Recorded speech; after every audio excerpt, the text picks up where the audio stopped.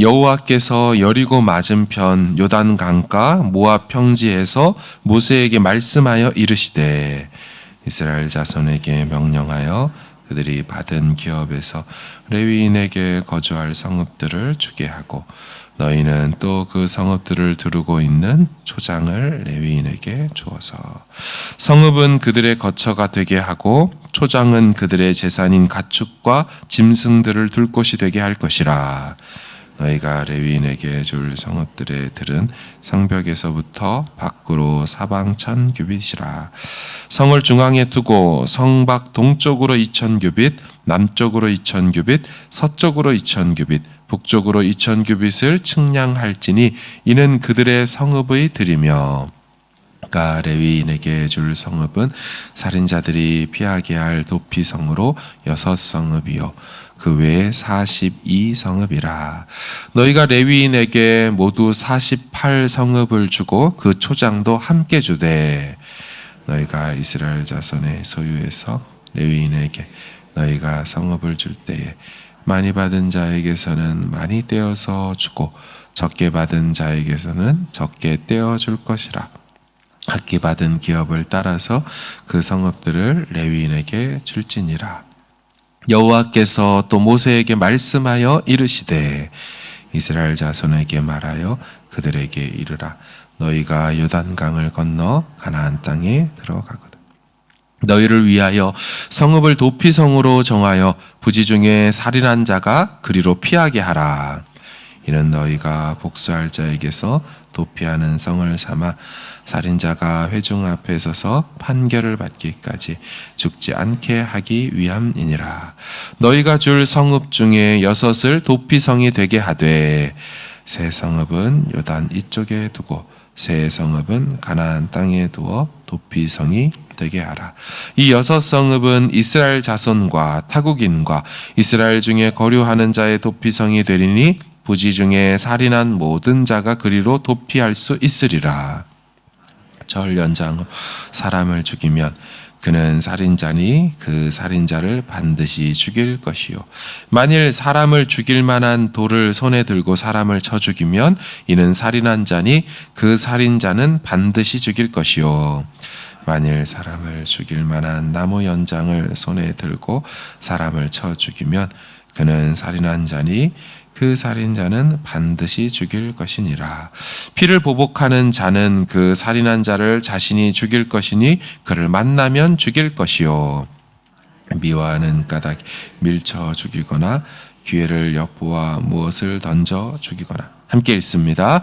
악의를 가지고 손으로 쳐 죽이면 그 친자는 반드시 죽일 것이니 이는 살인하였음이라. 피를 보복하는 자는 살인자를 만나면 죽일 것이니라. 아멘.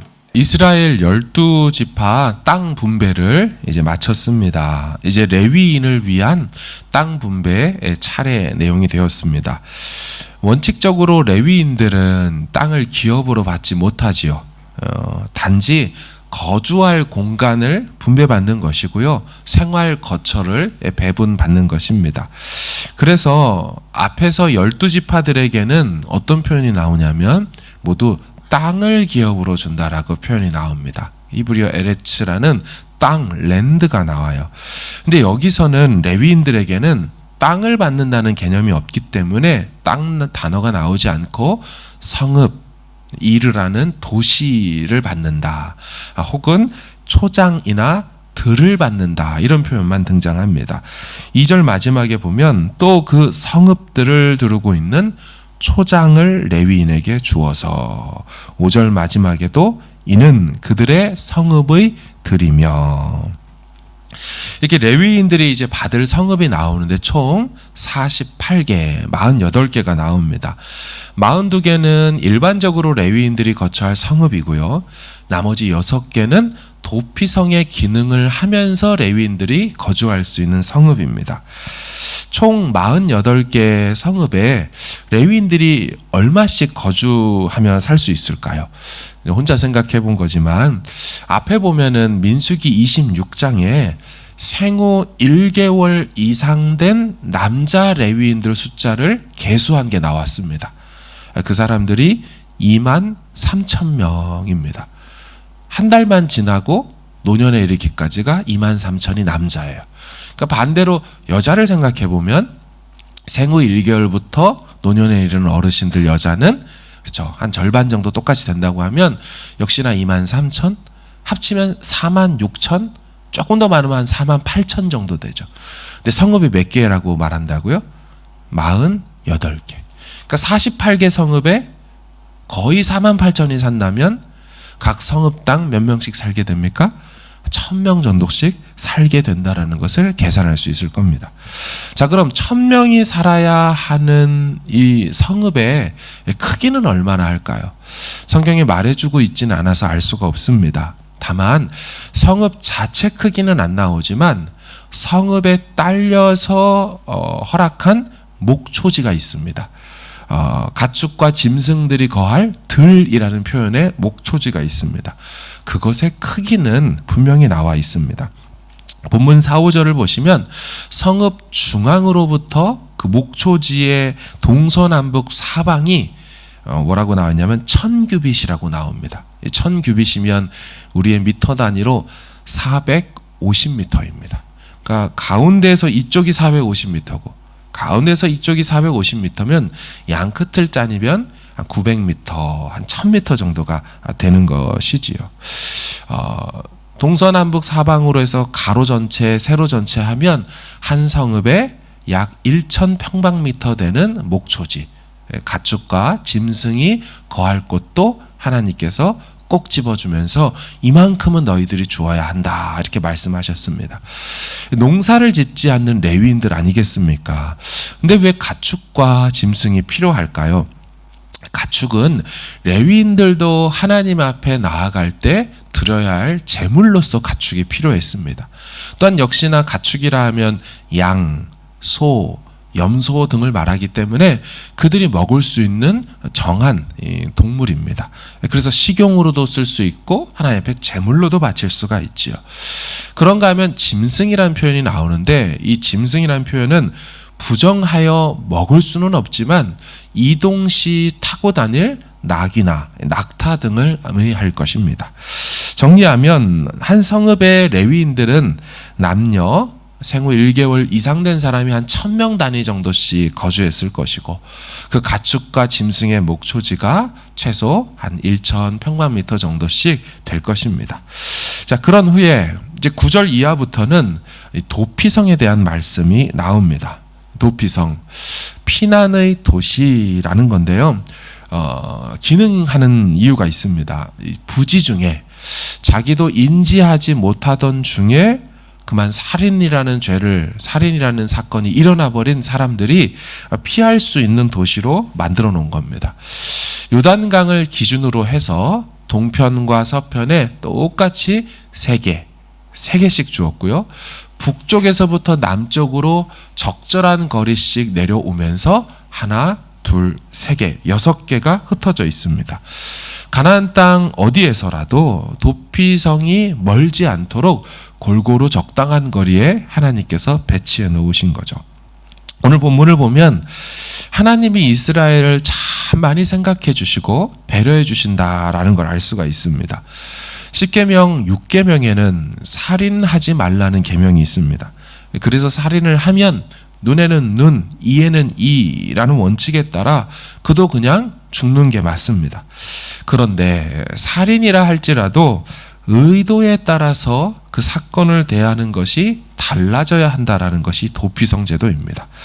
누군가 죽일 의도가 없었는데 사람이 죽었다면 과연 그 사람에게 일률적으로 살인죄를 적용해서 그 사람도 무조건 죽여야 하는가? 만약 그렇게 그 사람이 의도 없이 실수로 그 일이 일어났는데 너 살인했으니 너도 죽어라고 한다면 이 사람의 죽음이 또한 억울한 죽음이 될 겁니다. 성경은 억울한 죽음은 그 흘린 피가 땅을 더럽힌다라고 말하고 있습니다. 따라서 이스라엘 중에 억울한 죽음이 없도록 하기 위하여서 의도하지 않은 죽음이 발생할 경우에는 이 부지 중에 살인한 자가 도피성으로 좀 이동해서 피난할 수 있도록 배려한 것이죠. 죽임당한 피해자 가족, 가만히 있겠습니까? 우리 가족을 죽였다고 하니까 이유를 묻지 않고 무조건 보복할 수 있거든요. 근데 그 이유를 좀 따져보고 정말 의도로 그랬는지 부지 중에 모르고 했는지를 따져보고 판결을 하도록 일단 도망칠 수 있는 곳을 마련해 놓은 겁니다. 이렇게 이스라엘 전역의 6개의 도피성에는 앞에서 말씀드린 대로 레위인들이 살고 있습니다. 이 레위인에게 주어진 48개 성읍 중에 6개가 이 도피성이죠. 따라서 부지 중에 살인한 자는 도피성으로 가면 거기에 레위인들이 있습니다. 레위인들과 함께 살면서 특별히 농사일이나 다른 일 하지 않고 자기를 돌아보고 또 피난할 수 있도록 만들어 온 제도가 바로 도피성입니다. 그러다가 내일 본문에 보면요, 대제사장이 죽게 되면 대제사장이 죽은 해에 부지 중에 살인한 자, 그러니까 도피성에 들어간 사람이 비로소 나올 수가 있습니다. 그리고 자기가 원래 살던 곳으로 돌아가서 다시 삶을 회복할 수 있도록 하셨습니다. 그러니까 도피성은요, 어떤 의미에서는 피할 길을 열어준다라는 개념도 있고, 어떤 의미에서는 좀 감옥 같은 느낌 혹은 수용시설 같은 느낌도 같이 갖고 있습니다. 부지 중에 살인한 자도 결과적으로는 누군가를 생명을 빼앗은 거 아닙니까? 그러니까 피해자의 가족들 입장에서도 그 사람이 그 사건 이후로 버젓이 자기 동네에서 우리 가족을 죽인 사람이 우리 동네에서 막 돌아다니는 걸 본다면 매우 불편하겠죠. 이 사람이 도피성으로 떠나서 안 보이게 되면 이 가족들도 좀 마음을 안정을 받을 수 있을 겁니다. 그런데 부지 중에 살인을 한 사람이기 때문에 그렇다고 해서 내가 평생을 우리 가족과도 떨어져서 거기에 살아야 된다? 이거 너무 또 억울한 일이 될 수 있죠. 그래서 대제사장이 죽게 된다면 그 도피성에 들어간 사람도 다시 복귀할 수 있도록 길을 열어둔 것입니다. 정확히 몇 년을 도피성에 살아야 한다, 이런 개념은 없습니다. 형벌로서 몇 년형 이런 식으로 도피성에 가는 게 아니기 때문에 대제사장의 수명에 얼마나 있어야 될지를 그냥 맡겨둔 것으로 보입니다. 그 도피성에 들어갔는데 대제사장이 새로 세워진 지 얼마 안 돼서 40년 동안 사역을 하다 돌아가셨다. 그럼 그 사람은 40년간 도피성에 있어야 하는 겁니다. 근데 도피성에 딱 들어갔는데 대제사장이 다음 해에 수명이 다하셨거나 병에 걸려 돌아가신다면 그 사람은 또 1년 만에 바로 나올 수가 있는 거죠. 이 도피성이라는 게 형벌의 제도도 아니고 마냥 용서한다는 제도도 아니기 때문에 어느 정도의 양면성을 같이 갖고 있는 것이죠. 그런데 이 도피성에는 아무나 들어갈 수는 없게 했습니다. 분명히 부지 중에 살인한 자들만 들어갈 수 있게 했죠.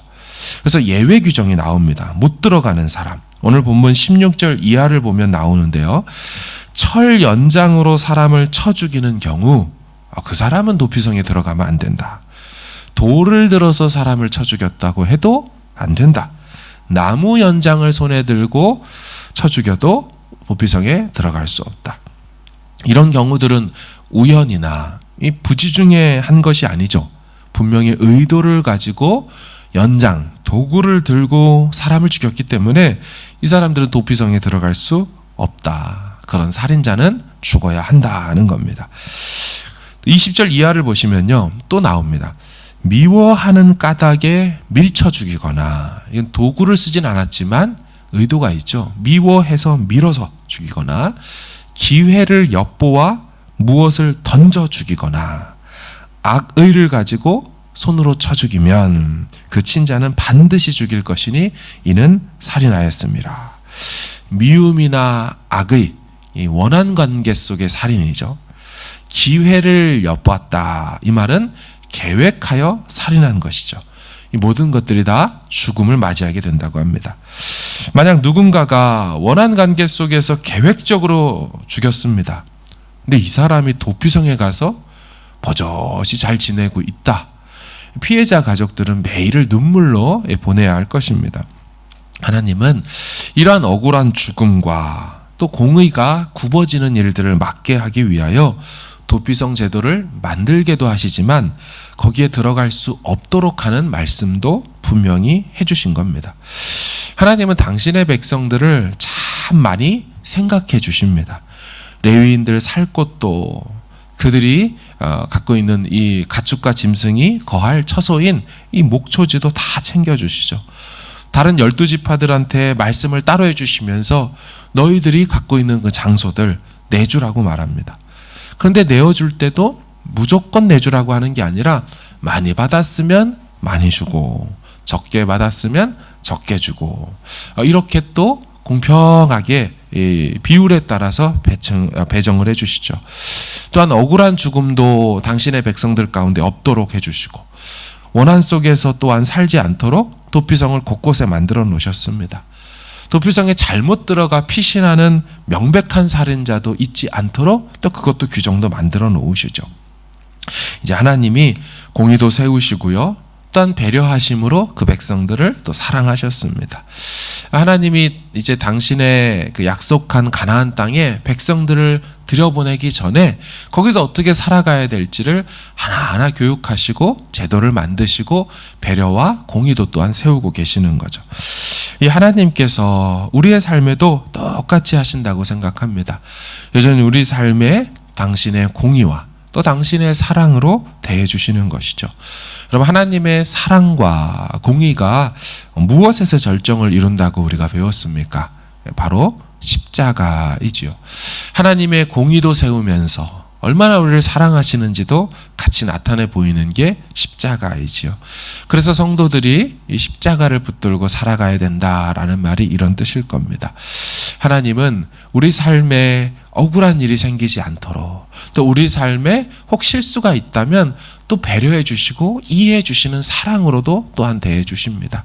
이 공의와 사랑이 십자가에서 만난다는 사실을 기억하며 이 새벽에 또 기도할 때도 주님 십자가를 생각하며 주님께서 원하시는 공의에 맞게 우리의 삶을 또 하나님 앞에 내어드리고, 그럼에도 불구하고 연약하여 넘어지는 분들에 대해서는 주님 사랑에 또한 의탁하여서 그렇게 그 십자가로 오늘 하루도 살아낼 수 있는 우리 모두 되기를 주의 이름으로 축원합니다.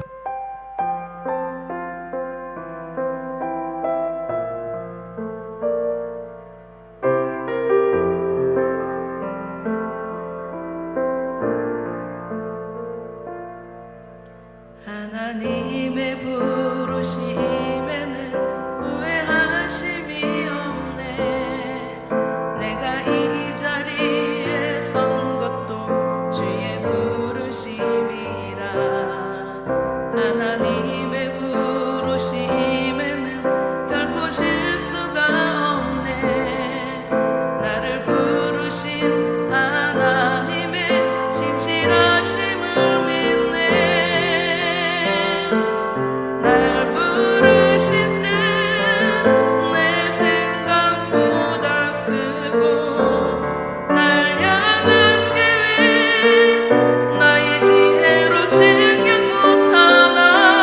가장 좋은 길로, 가장 완전한 길로 오늘도 나 이끄신 믿네. 작은 나를